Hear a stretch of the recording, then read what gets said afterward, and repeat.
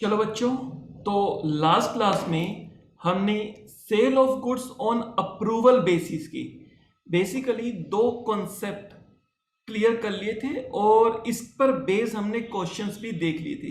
आज हम third and last type जो sale of goods on approval basis का है उस पर डिस्कशन करेंगे। उससे पहले जो हमने लास्ट में दो टॉपिक कवर कर लिए हैं, मैं जल्दी से उसकी छोटी सी डिस्कशन कर लेता हूं। सबसे पहला केस वो जहां पर वेरी फ्यू ट्रांजैक्शंस हमारी सेल होती हैं ऑन अप्रूवल बेसिस पर, अप्रूवल बेसिस या रिटर्न बेसिस पर, वेरी फ्यू ट्रांजैक्शंस। इसको आप ये भी कह सकते हो कि बहुत ही कैजुअली हम ये वाली सेल करते हैं, बहुत ही कम सेल होती हैं। अगर मैं इस पर बात करूं तो यहां पर हमने देखा था कि हम इसको सेल मान लेते हैं, treated as normal sale, treated as ordinary sale. जब भी हमारे पास गुड्स सेल होते हैं ऑन अप्रूवल बेसिस तो हम उसको ऑर्डिनरी सेल मान लेते हैं और अपने पास सीधा जर्नल एंट्री डाल देते हैं। फ्यूचर में जब वो कंफर्म होता है कि कस्टमर ने वो गुड्स अपने पास रख लिए, फिर हमें कोई एंट्री नहीं करनी होती बिकॉज हम ऑलरेडी एंट्री कर चुके हैं। लेकिन अगर फ्यूचर में कस्टमर हमें गुड्स रिटर्न कर देता है तो हम इस सेल की एंट्री को कैंसिल कर देते हैं, रिवर्स करके या रिटर्न डाल के कैंसिल कर देते हैं। और eight the end of the financial year 31 मार्च को अगर कुछ गुड्स कस्टमर के पास हैं तो उसके लिए हमें अपने पास स्टॉक की एंट्री करनी होती है, स्टॉक विद कस्टमर कॉस्ट और realisation value whichever is lower. वो तो सारे केस में एप्लीकेबल है। जहां तक मैं स्टॉक की बात कर रहा हूं, eight the end of the financial year जितने भी गुड्स कस्टमर के पास हैं सब में हमें स्टॉक विद कस्टमर की एंट्री करनी होगी। तो ये बात थी जहां पर बहुत ही कम ट्रांजैक्शंस हमारी सेल ऑन अप्रूवल बेसिस होती है। उसके बाद नेक्स्ट कॉन्सेप्ट हमने देखा था जहां पर मीडियम ट्रांजैक्शंस, मतलब बहुत कम भी नहीं है और बहुत ज्यादा भी नहीं है, मीडियम ट्रांजैक्शंस हमारी सेल होती हैं अप्रूवल या रिटर्न बेसिस पर। इसको हम फ्रीक्वेंट ट्रांजैक्शंस भी कह सकते हैं। फ्रीक्वेंटली हमारी सेल अप्रूवल या रिटर्न बेसिस पर होती रहती है। और यहां पर हमने ट्रीटमेंट क्या देखा था, यहां पर हमने देखा था कि हम इसको ऑर्डिनरी सेल ट्रीट नहीं करेंगे। इसके लिए हम एक सेपरेट मेमोरेंडम बुक बनाएंगे, सेपरेट मेमोरेंडम बुक बनाएंगे जिसका नाम होगा सेल और रिटर्न डे बुक या सेल और रिटर्न जर्नल। हम एक सेपरेट बुक बनाएंगे और जो जो सेल कंफर्म हो जाएंगी सिर्फ हम उसकी जर्नल एंट्री कर लेंगे। हम इस केस में रिटर्न वाली जर्नल एंट्री अपने पास बुक नहीं करेंगे क्योंकि जब हमने गुड्स दिए तब हमने उसको सेल माना ही नहीं, अपनी जर्नल बुक में एंट्री की ही नहीं है। तो रिटर्न होने पे हम कोई एंट्री नहीं करेंगे, जो हमारी एक्चुअल कंफर्मेशन आ जाएगी उसी को हम सेल मान के अपनी मेन जर्नल बुक में एंट्री कर देंगे। ये मेमोरेंडम बुक हमारी मेन जर्नल बुक नहीं है। ये जो मेमोरेंडम बुक है ये हमारी मेन जर्नल बुक नहीं है, ये हमारी एक, आप कह सकते हो एक सेपरेट बुक हमने अपने पास बना ली है जो पार्ट नहीं है हमारे मेन बुक्स का। क्लियर? तो यहां पर हम एक तो जो कंफर्म सेल है उसकी एंट्री डाल देंगे और जो भी स्टॉक विद कस्टमर है उसकी एंट्री डाल देंगे। इन दोनों पर बेस्ड हम क्वेश्चंस ऑलरेडी देख चुके हैं। अब बात आती है लास्ट कॉन्सेप्ट की, दैट इज लार्ज ट्रांजैक्शंस, जहां पर न्यूमरस ट्रांजैक्शन ऑफन हमारे पास सेल होती है अप्रूवल बेसिस या रिटर्न बेसिस पे। न्यूमरस ट्रांजैक्शन, बहुत ज्यादा ट्रांजैक्शंस होती हैं। इसमें आप एग्जांपल ले सकते हो। आज की डेट में अगर बात करें, मोस्टली हम ऑनलाइन गुड्स मंगवाते हैं।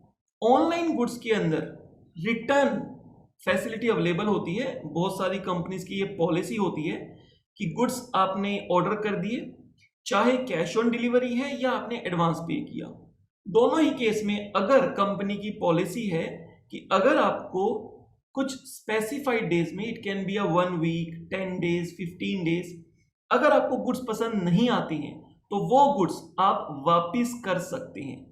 तो ऐसे केस में जब आप गुड्स वापिस कर सकते हैं तो आप कह सकते हैं कि उन कंपनीज की जो ऑनलाइन सेल कर रहे हैं उनकी न्यूमरस ट्रांजैक्शंस जो है वो रिटर्न बेसिस पर हैं। क्लियर? तो अब बात आती है न्यूमरस ट्रांजैक्शंस जहां पर हैं वहां पर हमारा ट्रीटमेंट क्या होगा, वहां कैसे करेंगे। अगर मैं आपसे बात करूं तो हम यहां पर भी मेमोरेंडम बुक बनाएंगे, यहां पर भी हम मेमोरेंडम बुक बनाएंगे और मेमोरेंडम बुक सिर्फ और सिर्फ डे बुक नहीं बनाएंगे, सिर्फ और सिर्फ सेल और रिटर्न डे बुक नहीं बनाएंगे। सेल और रिटर्न डे बुक तो बनेगी बनेगी, ये तो बनेगी ही बनेगी, और साथ में हम मेमोरेंडम लेजर्स भी बनाएंगे, सेल और रिटर्न लेजर।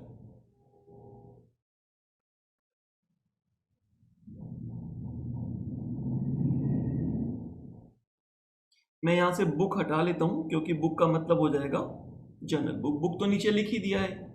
तो सेल और रिटर्न डे बुक बनेगी, सेल और रिटर्न लेजर्स बनेंगे, बट ये दोनों ही क्या होंगे, मेमोरेंडम बुक होंगी। मतलब कि क्या, मेमोरेंडम मतलब जो हमारी मेन बुक्स का पार्ट नहीं होती है। कहने के लिए, आप समझने के लिए समझ सकते हो, जैसे हमने एक रफ नोटबुक अपने पास बना ली है, वो मेन बुक का पार्ट नहीं है, बट यस उसमें बहुत सारी ट्रांजैक्शंस, हम each and every transactions record करेंगे, लेकिन अपनी मेन बुक्स में कुछ ही ट्रांजैक्शंस को लेकर जाएंगे। क्लियर? तो अब हम इस पर एक क्वेश्चन देख लेते हैं जो है क्वेश्चन नंबर 6।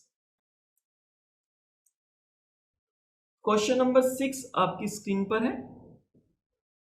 ये बच्चे क्वेश्चन नंबर 6 है।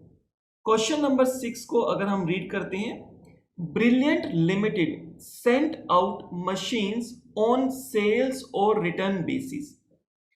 तो ब्रिलियंट लिमिटेड ने मशीन सेंड की हैं सेल और रिटर्न बेसिस पे। They maintained a separate set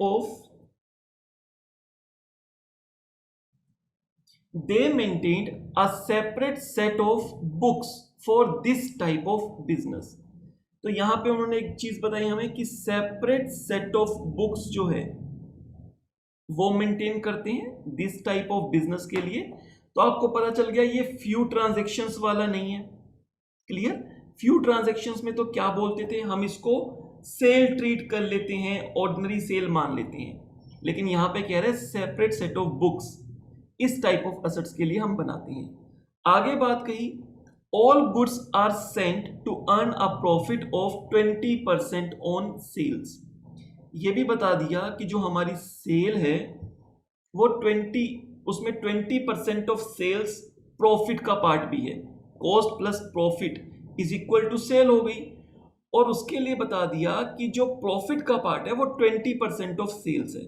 ये किस काम आएगा, जब हमें देखना होता है कि स्टॉक विद कस्टमर कितना है, उसका वैल्यूएशन करना होता है, क्योंकि उसका वैल्यूएशन कॉस्ट और net realisable value whichever is lower उस पर होता है, और मोस्टली वहां पर कॉस्ट आती है, बिकॉज हमें नेट रियलाइजेबल वैल्यू क्वेश्चन में गिवन नहीं होती है। अगर आपको नेट रियलाइजेबल वैल्यू क्वेश्चन में गिवन है और वो कॉस्ट से कम है, तो आपको जो क्लोजिंग स्टॉक का वैल्यूएशन है, जो स्टॉक विद कस्टमर का वैल्यूएशन है, वो नेट रियलाइजेबल वैल्यू पर ही कर देना है, अगर वो लोअर है तो, अदरवाइज कॉस्ट पे होगा। क्लियर? तो आगे डिटेल्स बता दी हैं जो गुड्स सेंड किए हैं उसके बारे में, ट्रांजैक्शन डेट बताई, और कस्टमर नाम है, किस किस कस्टमर को गुड्स हमने भेजे हैं, सेल प्राइस बता दिया, कितने प्राइस पे गुड्स भेजे, उसके बाद डिटेल दे दी है कितने गुड्स एक्सेप्ट हुए हैं, गुड्स एक्सेप्टेड, और कितने गुड्स रिटर्न हो गए हैं, कितनी वैल्यू के गुड्स एक्सेप्ट हो गए हैं और कितनी वैल्यू के गुड्स रिटर्न हो गए हैं, ये हमें बता दिया। आगे कहा, if a customer does not inform about his decision with in 10 days, तो 10 दिन का टाइम है, जो स्पेसिफाइड पीरियड की बात की जाती है, अदरवाइज टाइम पीरियड एक्सपायर हो जाएगा। और अगर 10 दिन में कोई कंफर्मेशन नहीं आई है, ना तो यस की कंफर्मेशन ना ही नो की कंफर्मेशन, कोई कंफर्मेशन नहीं आई है, तो हम मान लेंगे कि कस्टमर ने गुड्स रख लिए, कस्टमर ने गुड्स एक्सेप्ट कर लिए। तो 10 दिन का टाइम दिया of goods sent, then it will be assumed that he has accepted. नहीं भी बोलता तब भी हम मान लेते, and approve the goods in all the cases. क्या रिक्वायरमेंट है? Show how this transaction will be dealt with in the books of Brilliant Limited up to 31 March. 31 मार्च तक की हमें बुक्स बनानी है। और आप देखोगे जनरली ट्रांजेक्शन भी आपको मार्च की ही दी हुई है, तो ये एक मंथ की बन रही है। बट यस, मार्च हमारा क्लोजिंग मंथ है।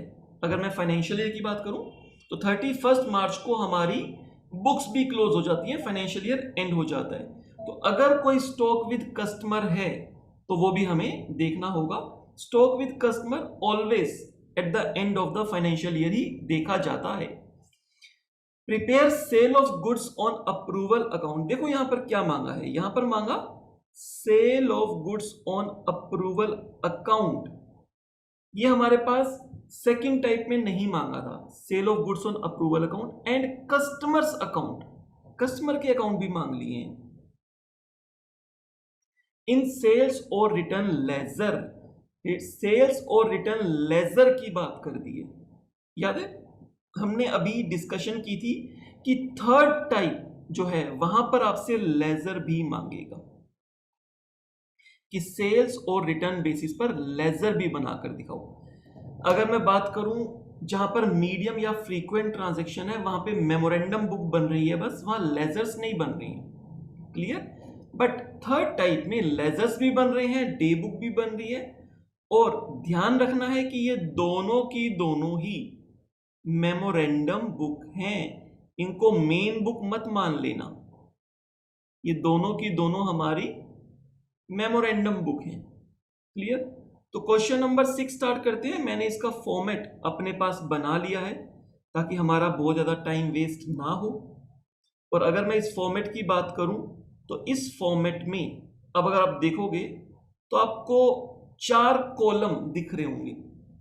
First column goods sent on approval basis का, सेकंड गुड्स अप्रूव्ड कितने हुए, थर्ड गुड्स रिटर्न्ड कितने हो गए हैं, एंड फोर्थ क्लोजिंग बैलेंस। ये सेम है जैसे कि हमने सेकंड टाइप ऑफ क्वेश्चन में किया था, क्लियर। तो हम क्वेश्चन स्टार्ट करते हैं, एक एक करके ट्रांजैक्शंस को रीड करते हैं और उसको पुट करते जाते हैं। सबसे पहले मार्च 5 में रिको प्राइवेट लिमिटेड को गुड्स सेंड किए हैं, मार्च 5 को। तो एंट्री डाल लेते हैं मार्च 5 2018।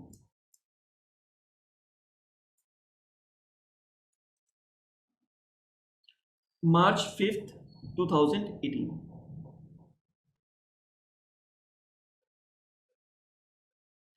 यहां पर हमने गुड्स भेजे हैं रिको प्राइवेट लिमिटेड को, रिको प्राइवेट लिमिटेड को। कितने अमाउंट्स के गुड्स सेंड किए हैं? 20,000 रुपीज के, 20,000 रुपए के हमने गुड्स भेज दिए। अभी हम इसको मेन बुक में रिकॉर्ड नहीं कर रहे हैं, मेमोरेंडम बुक में रिकॉर्ड कर रहे हैं, क्लियर। तो ये भेज दिया। अब मुझे इसकी ना बाइफर्केशन भी चाहिए कि ये 20,000 गुड्स का क्या हुआ, इसमें से कितने गुड्स अप्रूव हो गए हैं, कितने गुड्स रिटर्न हो गए हैं, क्या कोई क्लोजिंग बैलेंस भी है 31 मार्च को या फिर नहीं है, क्लियर। तो 5 मार्च को भेज दिया। आगे अगर हम इसकी डिटेल्स पढ़ते हैं तो इसमें बता दिया कि गुड्स जो एक्सेप्टेड हैं मार्च 11 को 16,000 गुड्स, 16,000 रुपीज के गुड्स एक्सेप्ट कर लिए मार्च 11 को। तो 11 मार्च 2018 16,000 रुपीज के गुड्स अप्रूव कर दिए कस्टमर ने। हमने भेजे थे 20,000 के, अप्रूव हुए 16,000 के। तो बाकी गुड्स का क्या हुआ? बाकी जो 4,000 के गुड्स हैं उसका क्या हुआ? ना तो कुछ रिटर्न बताया, तो क्या क्लोजिंग बैलेंस है? अब हम पहले देखेंगे कि स्पेसिफाइड टाइम पीरियड क्या है। जो गुड्स भेजते हैं उसके साथ कंडीशन होती है ना कि कितने दिन के लिए ये गुड्स आप अपने पास रख सकते हो, क्या एक्सपायरी पीरियड है। तो हमने यहाँ पर क्वेश्चन में देखा था कि 10 डेज का टाइम दिया गया है डिसीजन लेने के लिए। अगर 10 दिन में कोई कंफर्मेशन नहीं आती है तो मान लिया जाएगा गुड्स अप्रूव हो गए हैं। तो देखो ये गुड्स हमने सेंड किए थे 5 मार्च को, 5 मार्च को, तो अगर हम इसमें 10 डेज ऐड कर दें 15 मार्च, 15 मार्च तक कंफर्मेशन आ जानी चाहिए। अगर 15 मार्च तक कंफर्मेशन नहीं आई है तो कंफर्म मान लिया जाएगा। तो 15 मार्च तक अगर मैं बात करूं तो 16,000 की तो कंफर्मेशन आ गई थी, 4,000 की कोई कंफर्मेशन नहीं आई है। और अगर 4,000 की कोई कंफर्मेशन नहीं आई है तो जब भी 10 दिन पूरे हो जाएंगे तो ये मान लिया जाएगा कि बाकी के जो गुड्स हैं वो अप्रूव हो गए हैं। क्लियर? 16,000 के तो कस्टमर ने बोल के अप्रूव कर दिए, कंफर्म कर दिए, लेकिन जो 4,000 रुपए के बचे हुए थे उसको ना तो रिटर्न किया, ना ही एक्सपायरी डेट तक बताया कि मुझे चाहिए या नहीं चाहिए। तो अगर ऐसा है तो हम क्या मान लेंगे कि कस्टमर को गुड्स पसंद आ गए हैं और वो अपने पास रखना चाहता है। तो हम मान लेंगे 15 मार्च को कि गुड्स कस्टमर ने अप्रूव कर दिए, रख लिए। क्लियर? तो ये फर्स्ट जो ट्रांजेक्शन्स रिको के साथ है, अगर मैं उसकी बात करूं तो पूरे 20,000 गुड्स कहीं ना कहीं अप्रूव हो गए हैं, बट अलग अलग डेट्स को अप्रूवल है। राइट, आगे चलते हैं। मार्च 10 में हीरो होंडा लिमिटेड को, हीरो इंडिया लिमिटेड को, हीरो होंडा नहीं, हीरो इंडिया लिमिटेड को 24,000 रुपीज के गुड्स हमने सेंड किए। तो मार्च 10 को, 10 मार्च 18, हीरो इंडिया लिमिटेड,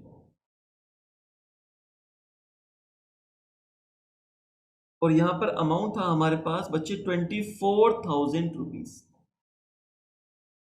24,000 रुपए के गुड्स भेजे गए हैं। इसके बारे में देखते हैं क्या बाइफर्केशन दिए, क्या डिटेल्स दिए। गुड्स एक्सेप्टेड बिल्कुल भी नहीं बताई, गुड्स एक्सेप्टेड तो कुछ किए ही नहीं है, बट यस मार्च 16 को, 10 दिन से पहले पहले, मार्च 10 को हमने भेजे हैं, तो मार्च 20 तक का टाइम था हीरो इंडिया लिमिटेड के पास, 10 दिन का टाइम था। 10 दिन में बता दे कि चाहिए या नहीं चाहिए, रिटर्न करने हैं तो रिटर्न कर दी। तो मार्च 16 को, यानी कि जो भी ड्यू टाइम था उसी ड्यू टाइम में उसने मार्च 16 को 14,000 के रिटर्न कर दिए, 14,000 रुपए के रिटर्न। तो जो रिटर्न कर दिए हैं हम उसकी एंट्री अपने पास कर लेते हैं। रिटर्न में एंट्री डाल देंगे इसकी 16 मार्च 2018, 14,000 रुपीज के गुड्स रिटर्न कर दिए, पर भेजे तो 24,000 है। और 10 मार्च से 20 मार्च 10 दिन ऐड करके 20 मार्च तक कंफर्म करने हैं। अगर कोई कंफर्मेशन नहीं आती है तो हम क्या मान लेंगे, हम ये मान लेंगे, क्योंकि इसकी कोई कंफर्मेशन नहीं है, सबकी डिटेल्स उसके सामने ही दी हुई हैं कि कितना एक्सेप्ट हुआ, कितना रिटर्न हुआ, बाकी के बारे में कोई इंफॉर्मेशन नहीं है। अगर कोई इंफॉर्मेशन नहीं है तो 20 मार्च को जब इसका टाइम एक्सपायर हो जाएगा, 20 मार्च 18 को ये मान लिया जाएगा रिमेनिंग गुड्स अप्रूव हो गए हैं। तो 24,000 में से 14,000 के रिटर्न किए थे, तो 10,000 रुपए के जो गुड्स बचे हैं, इसका मतलब वो अप्रूव मान लिए जाएंगे 20 मार्च को, क्योंकि कुछ भी कंफर्मेशन नहीं आई है। उसके बाद आगे चलते हैं। थर्ड ट्रांजैक्शन मार्च 15 को है, मारुति उद्योग लिमिटेड, 15 मार्च को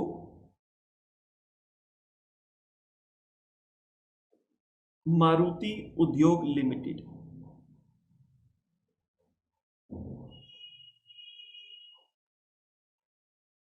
और यहां पर अमाउंट है बच्चे 30,000 रुपीज, 30,000 रुपए के गुड्स अप्रूवल बेसिस पर कस्टमर को दिए गए हैं।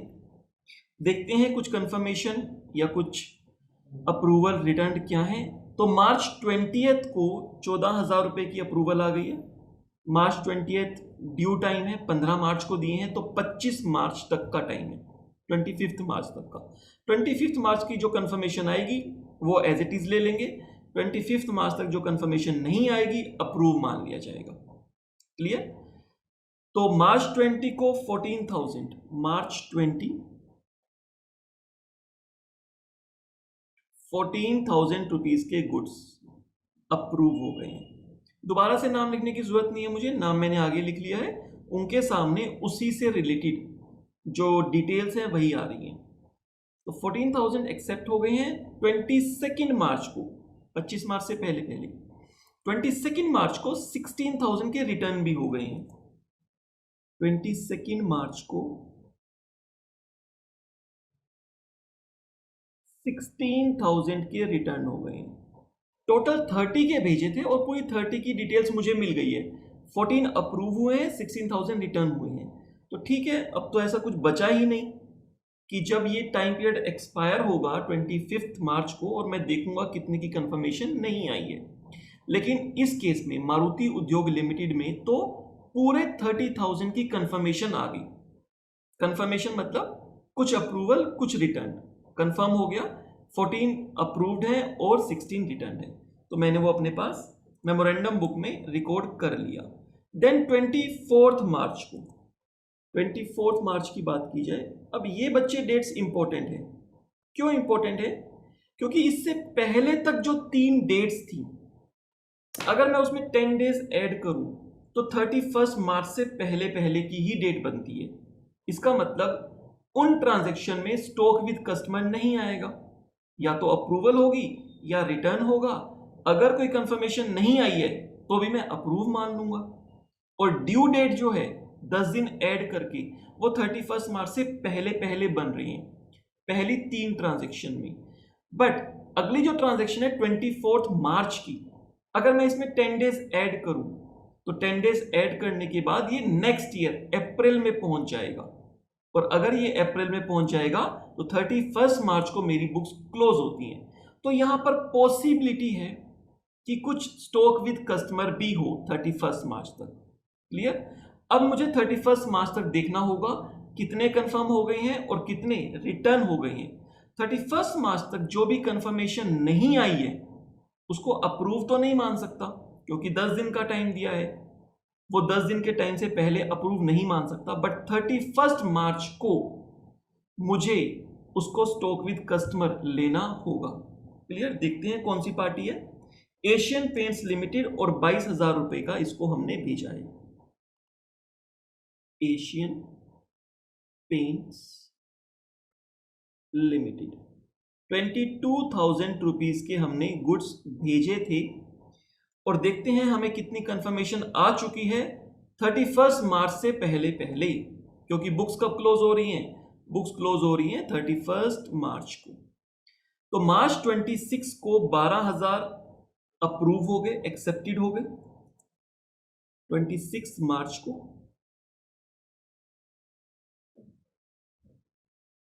अप्रूवल आ गई है 12,000 रुपीज की कि 12,000 के गुड्स ओके हैं, रख लिए।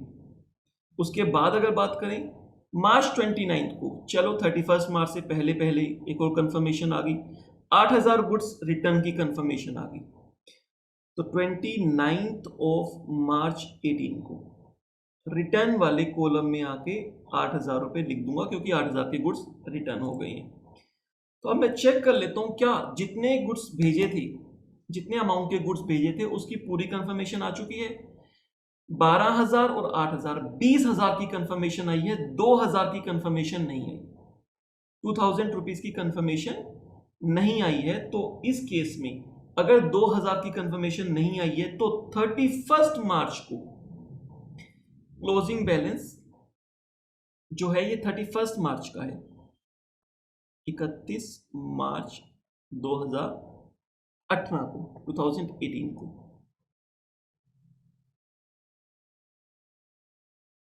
अब बेसिकली जिसकी कंफर्मेशन नहीं आई होती है हम उसको अप्रूव्ड मान लेते हैं, सेल मान लेते हैं, लेकिन कब? एक्सपायरी डेट के बाद, जो भी हमने टाइम पीरियड बोला है उसके बाद। तो 24 मार्च को तो हमने उसको दिए गुड्स ऑन सेल और अप्रूवल बेसिस पर, 10 दिन का टाइम दिया। तो 24 मार्च से अगर मैं 10 दिन ऐड करूंगा तो 3 मार्च तक का तो टाइम उसके पास है, 3 अप्रैल तक का। तो 3 अप्रैल तक का टाइम अगर है तो उससे पहले मैं उसको सेल मान नहीं सकता।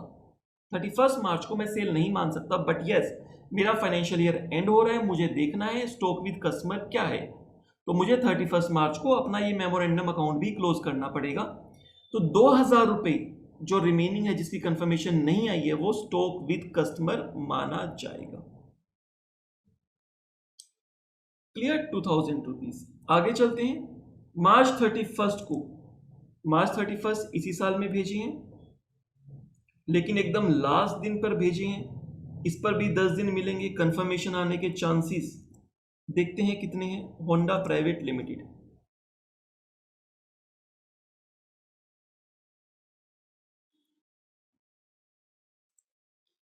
₹32,000, 32,000 रुपये। इसके बारे में बच्चे कोई कंफर्मेशन नहीं है, ना तो अप्रूवल एक्सेप्टेड ना ही रिटर्न, कोई भी मेरे पास कंफर्मेशन नहीं है। तो क्या करूं? अप्रूव मान लूं सबको?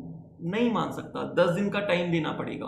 मार्च 31 को भेजे हैं, 10 दिन ऐड करूंगा तो 10th ऑफ अप्रैल का टाइम है उसके पास। 10th ऑफ अप्रैल तक कंफर्मेशन नहीं आएगी तब मैं इसको एक्सेप्ट कर मान लूंगा, अप्रूव मान लूंगा, तब मैं इसको सेल मानूंगा, अदरवाइज नहीं मान सकता। लेकिन 31 मार्च को बुक्स क्लोज करनी है, तो ये सारा का सारा अमाउंट 32,000 पूरा क्या बन जाएगा? क्लोजिंग बैलेंस बन जाएगा। कोई भी अप्रूवल नहीं है, कुछ भी रिटर्न नहीं है, और अभी तक एक्सपायरी डेट भी नहीं आई है, तो 32,000 रुपये स्टॉक विद कस्टमर बन जाएगा। क्लियर? ये बच्चे हो गया हमारा मेमोरेंडम अकाउंट। अगर यहां पर मुझे देखना हो कि मैंने टोटल कितने अमाउंट के सेंड किए तो यहां से देख सकते हैं। अगर मुझे देखना हो कितने अमाउंट के एक्सेप्ट हुए तो टोटल यहां देख सकते हैं। और अगर मुझे देखना हो कितने रिटर्न हुए तो यहां देख सकते हैं। और स्टॉक विद कस्टमर क्या है वो इनका टोटल देखा जा सकता है। अगर मैं बात करूं टाइप 2 की, जो इससे पहले वाला कॉन्सेप्ट हमने पढ़ा था, जहां पर मीडियम ट्रांजैक्शंस या फ्रीक्वेंट ट्रांजैक्शन होती थी सेल ऑन अप्रूवल बेसिस पर, मेमोरेंडम बुक बना के फिर हमें सीधा जर्नल एंट्री करनी होती थी। किसकी? जो सेल हो गई है, यानी कि इसकी जो सेल हो गई है इसकी एक जर्नल एंट्री डाल देते थे कि हम इसको सेल मान लेंगे। और जितना भी कस्टमर के पास गुड्स रखे हुए हैं स्टॉक विद कस्टमर, एक हम इसकी एंट्री डाल देते थे कि स्टॉक विद कस्टमर है। और कितने गुड्स रिटर्न हो गए हैं इसकी एंट्री मुझे करने की, जर्नल एंट्री मुझे करने की जरूरत नहीं होती थी। क्यों नहीं होती थी? क्योंकि जब मैंने गुड्स भेजे तो मैंने सेल माना ही नहीं है, और जब सेल नहीं माना तो कैंसिल क्यों करोगे, रिटर्न क्यों करोगे? तो रिटर्न वाले केस में मुझे एंट्री नहीं करनी होती थी। तो आपको स्टॉक विद कस्टमर जो है एक उसकी एंट्री करनी होती है, और जो गुड्स आपने उसको सेल मान लिया आपको एक उसकी एंट्री करनी होती थी। यह है टाइप 2 की बात। बट आज हम कर रहे हैं टाइप 3। टाइप 3 की बात की जाए तो आपको उसके अंदर क्या करना है, हमसे रिक्वायरमेंट है sale of goods on approval account मांगा गया है कि ये अकाउंट बनाओ। और सिर्फ यही अकाउंट नहीं, आपने क्वेश्चन में रिक्वायरमेंट देखी होगी, साथ साथ कस्टमर का अकाउंट भी मांगा गया है। और कस्टमर के अकाउंट की बात करें तो ये साइट पर मैंने कस्टमर के अकाउंट भी, उनके फॉर्मेट भी बना दिए हैं ताकि हमें ज़्यादा टाइम ना लगे। तो मैं एक बार इसको आपको थोड़ा सा फॉर्मेट कंप्लीट करके दिखाता हूं कि किस तरह के फॉर्मेट टोटल इस क्वेश्चन में बने हैं। तो ये एक मेमोरेंडम बुक बनी है, एक sale of goods on approval account बना है, और अगर मैं बात करूं उसके साथ साथ कुछ सेल्स और रिटर्न लेजर्स भी बनाए गए हैं। क्लियर? ये सेल्स और रिटर्न लेजर भी मेरे पास क्या है, ये भी मेरे पास मेमोरेंडम बुक है। ये मेन बुक का पार्ट नहीं है। लेजर भी और डे बुक भी, ये दोनों की दोनों ही मेमोरेंडम बुक है। Clear? Sale of goods on approval account ये एक मेन अकाउंट बनेगा। और ऑल दो इस क्वेश्चन में रिक्वायरमेंट नहीं है, लेकिन फिर भी मैं आपको बताऊंगा कि जो मेन बुक में अकाउंट्स बनेंगे, लेजर अकाउंट, यहां पर आप देख रहे हो ना, ये RIICO private limited, hero India private limited, ये बिल्कुल लेजर की तरह लग रहे हैं, लेकिन ये मेन बुक में नहीं बन रहे हैं। सेल्स और रिटर्न लेजर ये भी मेमोरेंडम बुक बन रही है। अभी मेमोरेंडम बुक बनेगी। अगर मुझे इसको डेटर अकाउंट में, अपने मेन डेटर अकाउंट में, मेन बुक्स में अगर डालना होगा तो कैसे डालेंगे वो भी हम देखेंगे।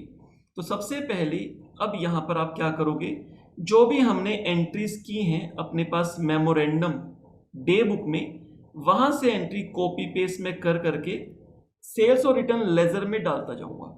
सबसे पहले रिको प्राइवेट लिमिटेड, रिको प्राइवेट लिमिटेड की अगर हम बात करें तो यहां पर रिको प्राइवेट लिमिटेड को भेजे कितने के थे, 20,000 रुपीज के। तो 5/3/2018,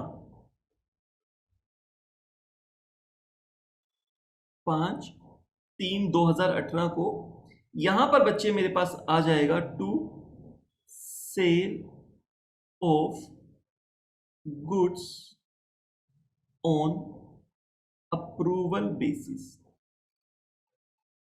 cell of goods on approval basis. कितने अमाउंट के भेजे गए हैं, 20,000 रुपए के भेजे गए हैं। जो भी भेजे हैं वो डेबिट साइड पे आते चले जाएंगे।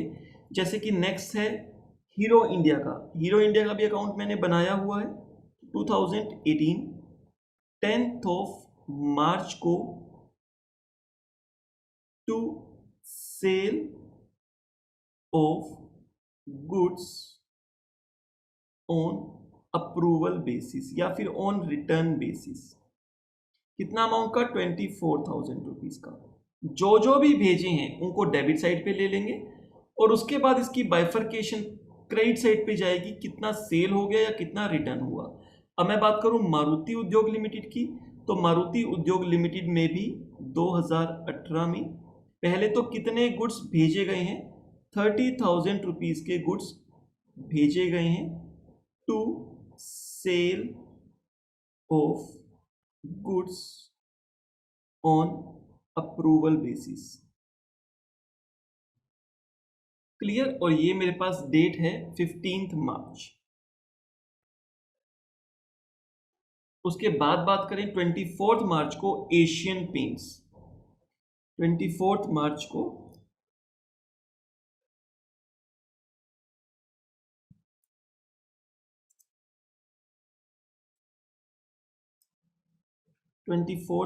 को एशियन पेंट्स। तो एशियन पेंट के अकाउंट में ये मेमोरेंडम बुक है अभी। तो कई बार ये कंफ्यूजन हो जाती है, बच्चा इसको मेन लेजर समझ लेता है, ये मेन लेजर नहीं है, ये मेन लेजर नहीं है बच्चे। Sale of goods on approval, ये अमाउंट है 22,000 रुपीज का, 22,000 रुपए का। मारुति का था 15 मार्च का। चलो लास्ट होंडा प्राइवेट लिमिटेड का है 31/3 का, 32,000 रुपए का। तो इसमें हम लिख लेते हैं होंडा में भी 31/3। सब में मैंने लिखा to sale of goods on approval basis, 32,000 rupees. जितने भी सेल्स और रिटर्न के ये लेजर बने हैं सब में डेबिट साइड पर जितने अमाउंट के गुड्स भेजे गए थे अप्रूवल बेसिस पे वो सारे डेबिट साइड पे आ गए। क्रेडिट साइड पे इनकी बाइफर्केशन आएंगी। जैसे कि रिको लिमिटेड की अगर मैं बात करूं तो 11 तारीख को एक कंफर्मेशन आ गई है। अच्छा लास्ट में अगर मैं बात करूं तो एक शायद एक एंट्री हमसे मिस हो गई है, रिको को एक बार दोबारा भी भेजे गए थे मार्च 26 को, ये एंट्री मिस हो गई है। इसको हम जल्दी से लिख लेते हैं मार्च 26 को।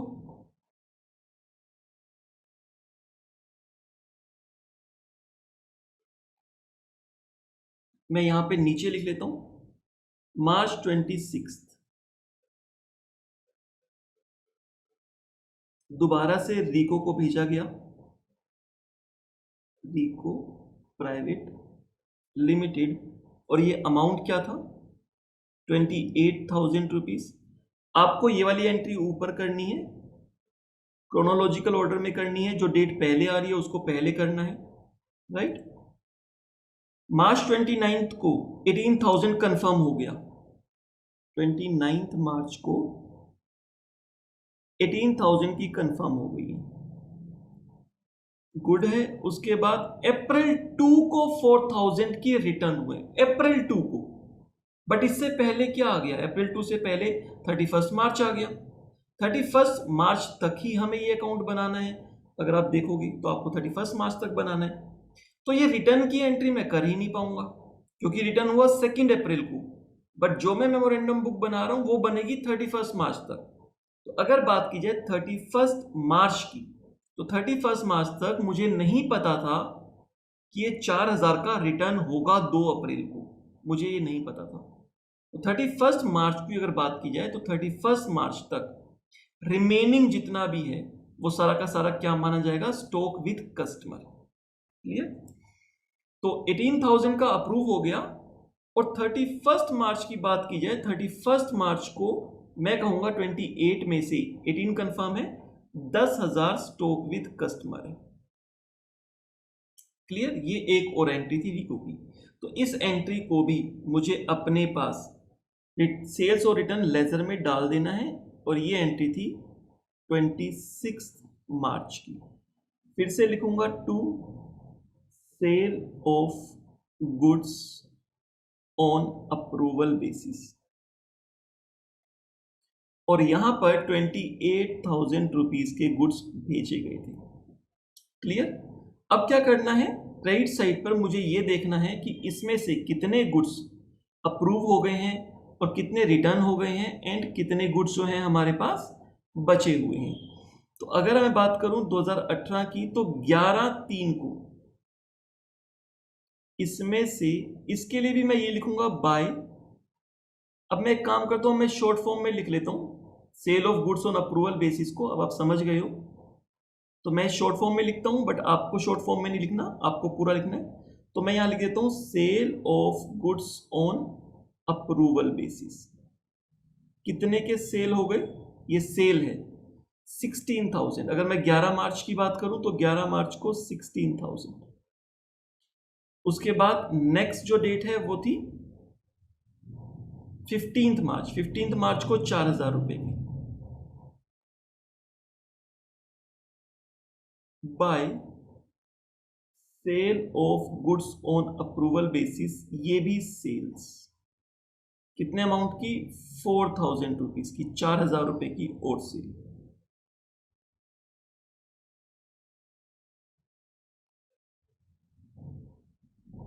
और उसके बाद आगे चलते हैं। नेक्स्ट हमारे पास इसकी एक सेल और हो गई है जो कि 26 मार्च वाली ट्रांजेक्शन थी, उसमें से 18,000 की यहां पर ये सेल और हो गई थी 18,000 रुपीज की 29 मार्च को। तो 29 मार्च को अगर हम बात करें तो 18,000 की मेरी और सेल हो गई है। तो अब मैं इसको भी यहां पे रिकॉर्ड कर लूंगा।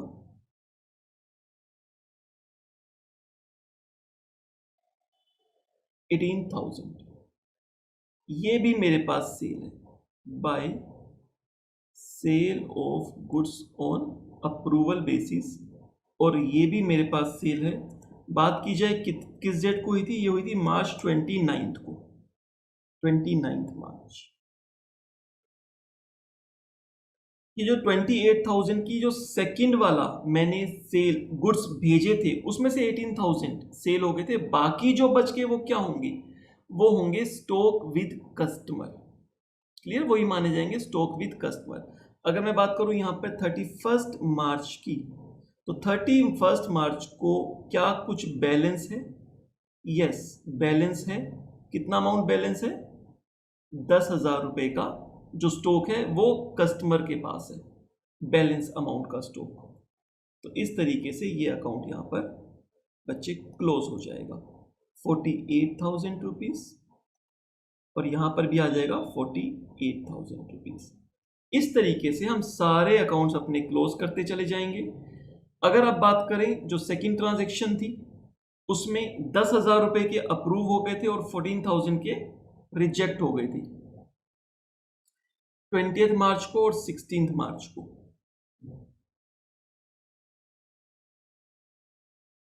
16 मार्च को रिटर्न हो गए थे by sale of goods account.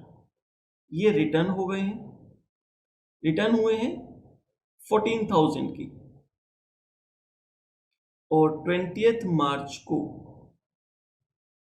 Bye sale of goods account sale मान ली जाएगी 10,000 की। क्लियर? तो ये अकाउंट यहां पर क्लोज हो जाते हैं।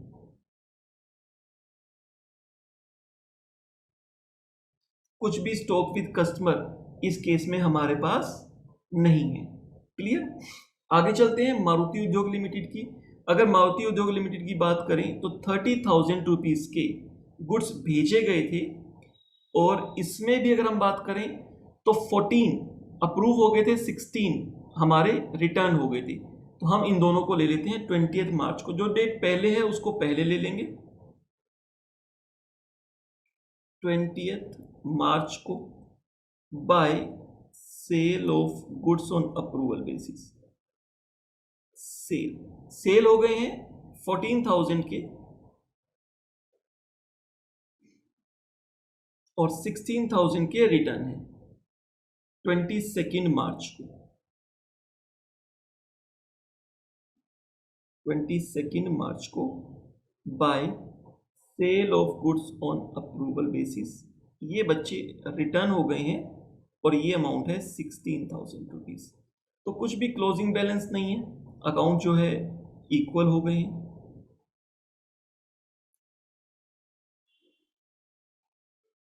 उसके बाद बात करें एशियन पेंट्स की, तो एशियन पेंट्स का अमाउंट था 32,000 था आई थिंक, एक बार देख लेते हैं। नहीं 22 था, होंडा का 32 था। होंडा एशियन पेंट्स का 22,000 था, जिसमें से 12,000 रुपए 26 को अप्रूव हो गए हैं, 8,000 रिटर्न है।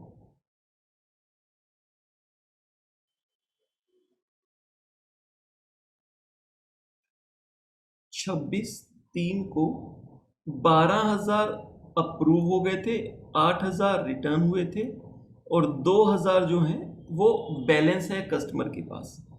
यानी कि यहां पर by sale of goods account ये सेल्स हो गई है, by sale of goods account ये रिटर्न हो गया है और ये बैलेंस है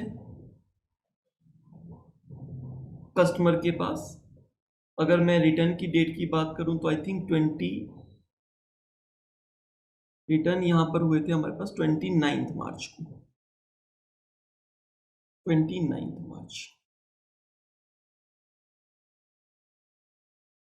और 31 मार्च को तो बुक्स क्लोज ही हुई। बात आती है होंडा प्राइवेट लिमिटेड की। होंडा प्राइवेट लिमिटेड की अगर बात की जाए तो उन्होंने 2 अप्रैल को कुछ गुड्स रिटर्न करने की बात की, लेकिन हमें तो बुक्स क्लोज कर देनी है 31 मार्च को। 31 मार्च की अगर बात की जाएगी तो बच्चे 31 मार्च को हमारे पास यहां पर सारा का सारा बैलेंस ही हो जाएगा 32,000 rupees.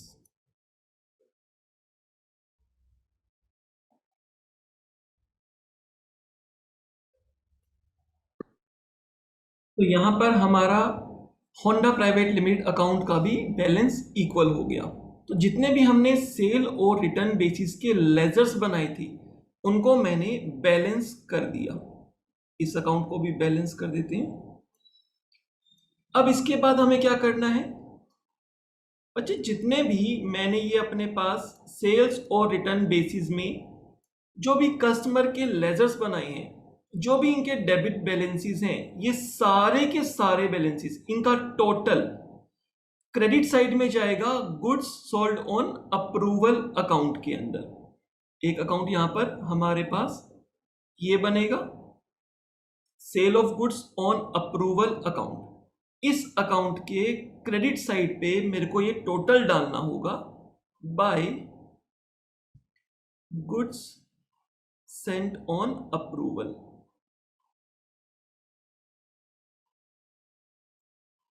Goods sent on approval या फिर रिटर्न बेसिस अकाउंट। यहां पर बच्चे मेरे को टोटल डालना है जो कस्टमर अकाउंट्स के डेबिट्स में आए हैं, और ये डेबिट्स में टोटल कितना आया होगा।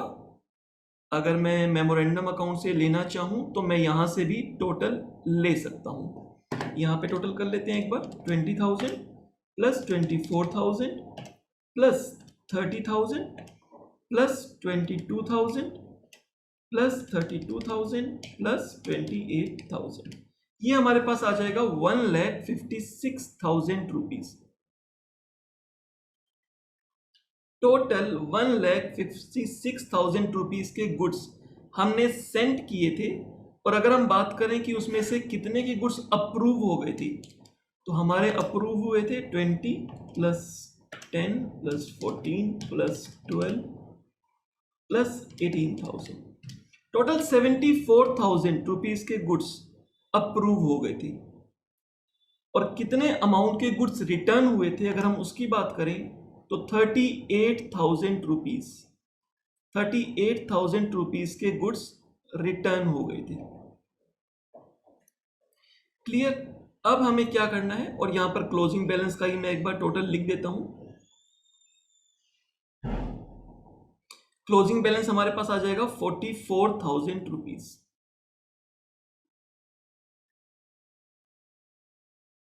अब करना क्या है कि सेपरेट ईच कस्टमर अकाउंट में, कस्टमर के लेजर अकाउंट में, कौन सा लेजर? सेल्स और रिटर्न बेसिस वाला मेमोरेंडम लेजर, वहां पर मैं डेबिट साइड में सारी एंट्री ले गया था और अब मैं उसके अपोजिट में एक क्रेडिट साइड में एंट्री ले जाऊंगा, लेकिन टोटल अमाउंट से।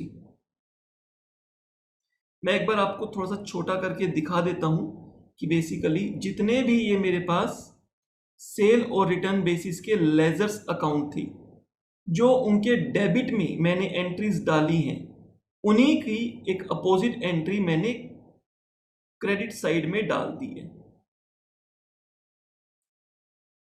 ये देखो, जो हमारे सेल्स और रिटर्न बेसिस के लेजर्स अकाउंट थे, टोटल यहां पर हमारे पास 5 पार्टीज हैं। थोड़ा सा और छोटा करना पड़ेगा। ये देखो, अभी आपको स्क्रीन पे ये पांचों अकाउंट्स दिख रहे हैं, जो सेल्स और रिटर्न बेसिस लेजर के 5 अकाउंट्स हैं। अब अगर मैं इसमें बात करूं तो इस अकाउंट में ये जो हमारा सेल्स और रिटर्न लेजर्स बने हैं सारे कस्टमर के 5 पार्टी के, इनके जो मैंने डेबिट्स में लिखे हैं, इन्हीं की अपोजिट एंट्री मुझे क्रेडिट में करनी है, लेकिन अब मैं वहां पर टोटल से करूंगा। तो जितना भी डेबिट साइड का टोटल है 48, 24, 30, 22, 32, इसी का टोटल मेरा वहां पर क्रेडिट साइड पे आया है। और अब उस अकाउंट के डेबिट में क्या आएगा, अब उसको एक बार हम देख लेते हैं।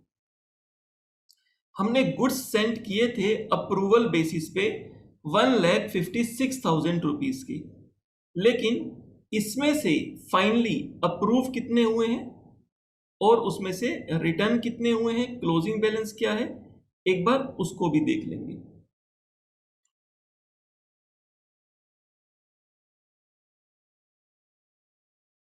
अब आप सिर्फ ये वाला अकाउंट देख सकते हो, sale of goods on approval basis, और मैं थोड़ा सा फिगर्स भी मुझे ऊपर से लेनी है तो उसको भी देख लेंगे।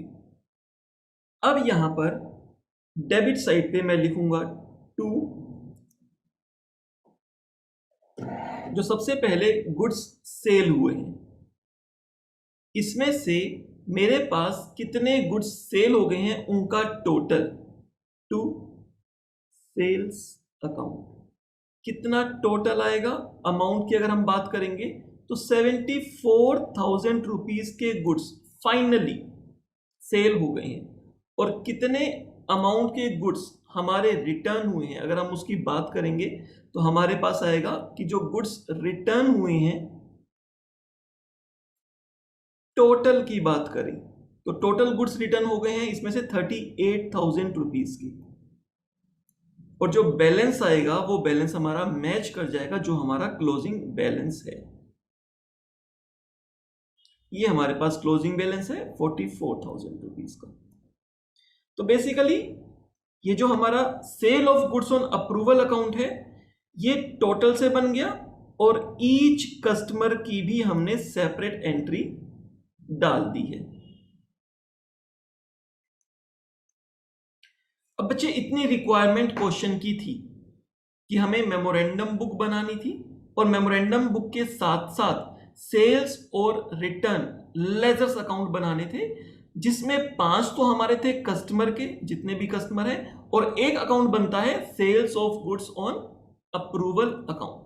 ये सारी की सारी अभी तक हमारी मेमोरेंडम बुक है। क्लियर?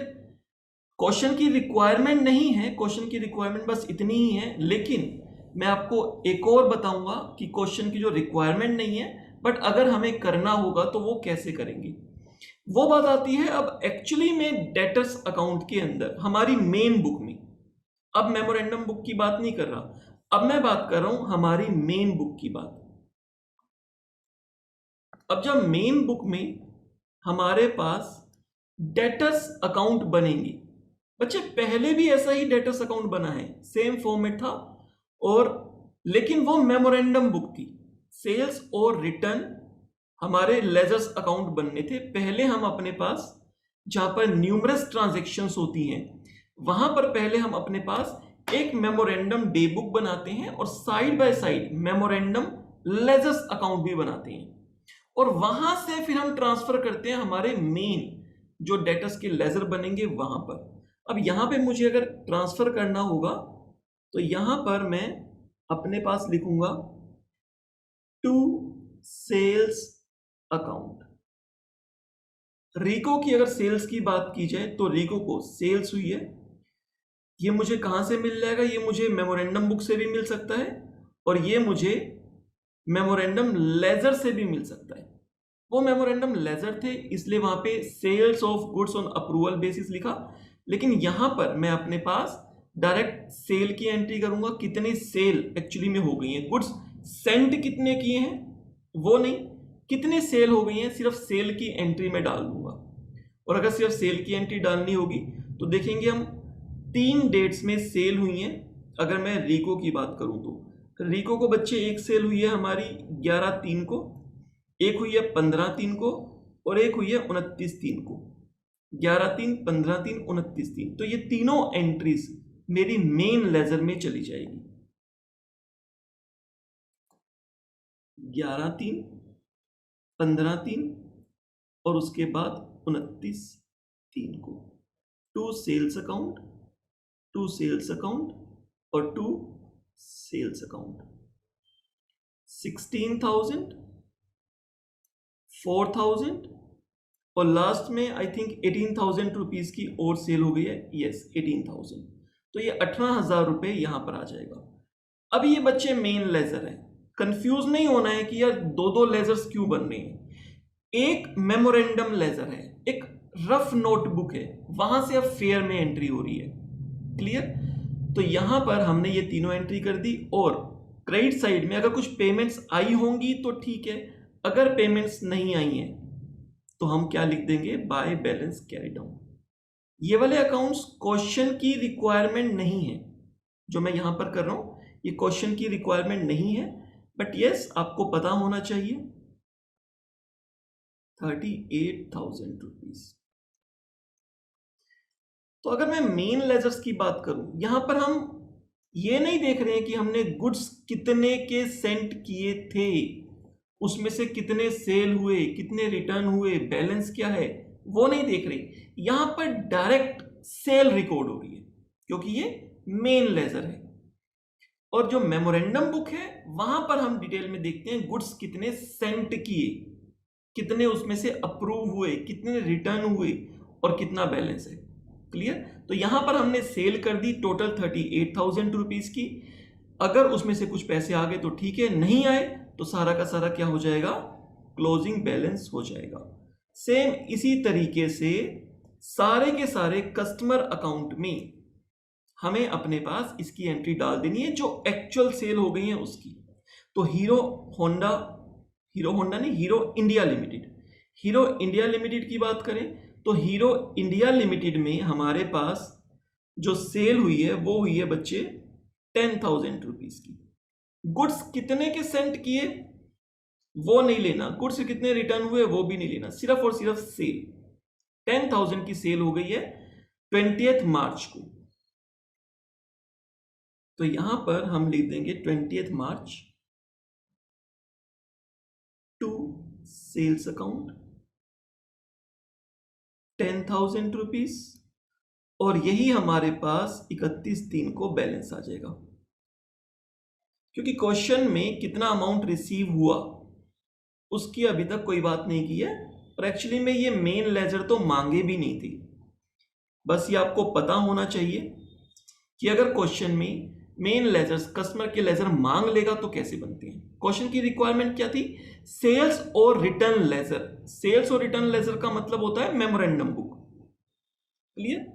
आगे चलते हैं। मारुति उद्योग लिमिटेड की बात करें तो मारुति उद्योग लिमिटेड में हमारी जो सेल हुई है वो हुई है 14,000 रुपीज की, 14,000 रुपए की। तो इसको मैं ले जाऊंगा, ये भी 20/3 को हुई है, 20/3।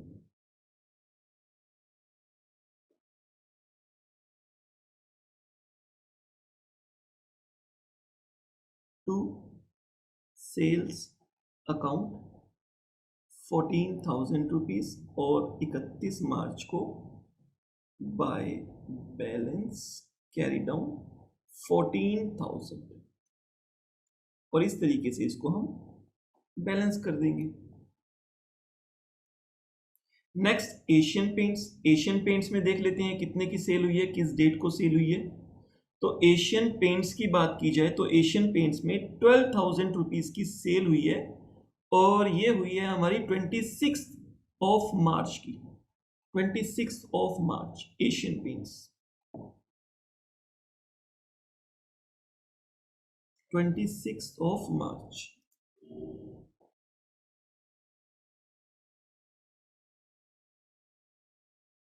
टू सेल्स अकाउंट 12,000 रुपीज और 31 मार्च को by balance carry down. Exam में ये आपको बनाना नहीं है क्योंकि क्वेश्चन की रिक्वायरमेंट ये नहीं है। यस, अगर क्वेश्चन में रिक्वायर्ड हो कि कस्टमर के ledgers account, main ledger account भी आपको शो करने हैं तो फिर आपको ये दिखाना होगा। क्लियर? तो यहां पर 4 अकाउंट बन गए हैं। जो एक और अकाउंट है हमारे पास वो नहीं बनेगा क्योंकि उसमें अभी तक कुछ भी सेल कंफर्म नहीं हुई है। होंडा प्राइवेट लिमिटेड की अगर मैं बात करूं तो हमने गुड्स सेंड तो कर दिए 32,000 रुपीज के, लेकिन 1 रुपए की भी सेल कंफर्म नहीं हुई है। तो अगर 1 रुपए की भी सेल कंफर्म नहीं हुई है तो हम उसकी सेल की एंट्री नहीं कर सकते मेन लेजर्स में। मेमोरेंडम में तो एंट्री करेंगे, मेमोरेंडम में हमने कर दिए, यहां नहीं कर सकते। तो मैं आपको एक बार पांचों के पांचों, इवन 5 नहीं 4, क्योंकि एक पार्टी को होंडा को हमारी सेल हुई ही नहीं है, तो ये 4 अकाउंट हैं जिनके हमारे मेन जो लेजर्स अकाउंट अगर बनेंगे, अगर क्वेश्चन की रिक्वायरमेंट होगी तो इस तरीके से बनेंगे। वहां पर सिर्फ और सिर्फ सेल रिकॉर्ड होगी, और सेल के साथ साथ अगर वहां पर कुछ अमाउंट रिसीव हो गया है तो उसको रिकॉर्ड कर लेंगे, और अमाउंट रिसीव नहीं हुआ है तो बैलेंस कैरी डाउन।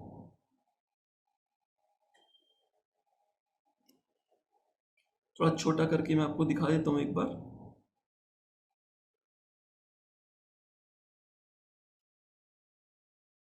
ये चारों अकाउंट देख सकते हैं आपकी स्क्रीन पर हैं। ये चारों अकाउंट, चारों लेजर्स मेन लेजर्स बन जाएंगे। इसमें बात होगी सिर्फ और सिर्फ सेल्स की। Clear?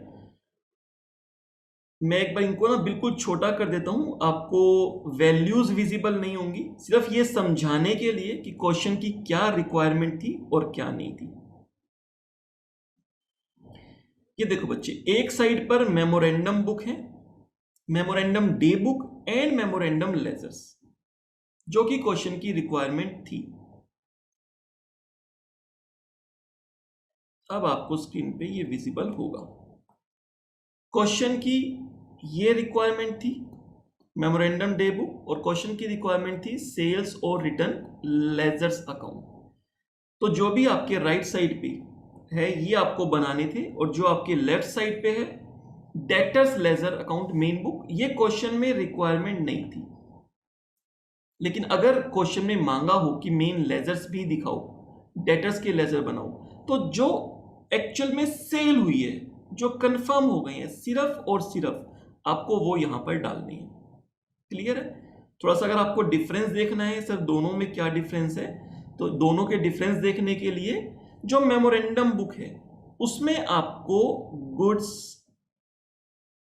Saint on approval basis ये रिकॉर्ड करना होता है कि गुड्स कितने सेंट किए हैं आपने अप्रूवल बेसिस के लिए, इसमें से कितने अप्रूव्ड हो गए हैं, क्लियर, कितने रिटर्न हो गए हैं, और क्या हमारा क्लोजिंग बैलेंस है। ये सब हमें दिखाना होता है अपनी मेमोरेंडम डे बुक में, और उसी की पोस्टिंग हमारी मेमोरेंडम लेजर्स में हो जाती है, तो ये सब चीजें वहां पर शो होती हैं। और अगर मैं बात करूं मेन लेजर की, तो बच्चे मेन लेजर के अंदर आपने गुड्स कितने सेंट किए हैं अप्रूवल बेसिस पर, उसकी कोई रिकॉर्डिंग नहीं होगी। मेन बुक में आपको ये रिकॉर्ड नहीं करना कि आपने गुड्स कितने के सेंट किए हैं, क्लियर। आपको ये भी रिकॉर्ड नहीं करना कि इसमें से कितना रिटर्न हुआ होगा, इसमें से कितना रिटर्न हुआ होगा, या फिर क्लोजिंग बैलेंस क्या है। मेन लेजर में आपको ये रिकॉर्ड नहीं करना। तो मेन लेजर में क्या रिकॉर्ड करना है, मेन लेजर में सिर्फ और सिर्फ आपको ये रिकॉर्ड करना है जो फाइनली अप्रूव हो जाता है, जो अल्टीमेटली आपकी सेल्स बन जाता है, सिर्फ और सिर्फ उसको रिकॉर्ड करना है। जब उसको रिकॉर्ड करने की बात की जाएगी तो वो हमारी मेन लेजर की बात कर रहे हैं, जो मेन डेटर्स के अकाउंट हमारे बनने हैं, उसमें सिर्फ और सिर्फ सेल के अगेंस्ट में कितना पैसा आ गया और कितना बैलेंस है। और जब बात मेमोरेंडम बुक की होगी या मेमोरेंडम लेजर की होगी, तो मेमोरेंडम लेजर्स अकाउंट में आप देख रहे होगे goods sent on approval basis वो कितने हैं, कितना उसमें अप्रूव हुआ, कितना उसमें रिटर्न हुआ, क्या क्लोजिंग बैलेंस है, उस अकॉर्डिंग वो हमारे मेमोरेंडम लेजर बनेंगे। तो आई होप ये आपको क्लियर होगा।